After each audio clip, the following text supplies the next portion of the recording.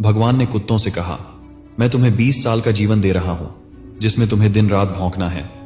कुत्तों ने कहा, 20 साल बहुत ज्यादा है, आप हमें मात्र 10 साल की जिंदगी दो। भगवान मान जाते हैं।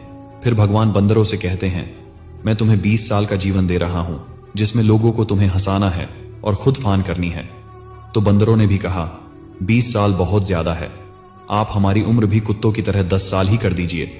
भगवान फिर से मान जाते हैं।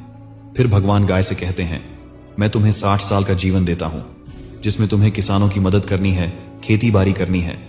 फिर गाय कहती है, 60 साल बहुत ज्यादा है, आप हमें केवल 20 साल की आयु दीजिए। फिर से भगवान मान जाते हैं।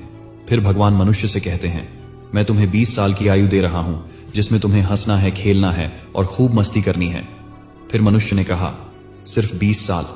आप एक काम करिए, मेरे 20 साल और कुत्तों के जो बचे 10 साल है और बंदर के 10 साल और गाय के जो 40 साल है वो भी दे दीजिए। भगवान मान जाते हैं और कहते हैं, जैसी तुम्हारी मर्जी।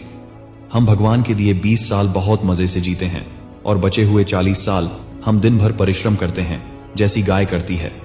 फिर बचे हुए 10 साल हम बंदरों की तरह कूद फान करते हैं और आखिरी बचे हुए 10 साल हम घर के बाहर कुत्तों की तरह बैठकर पूरी दुनिया पर भौंकते हैं।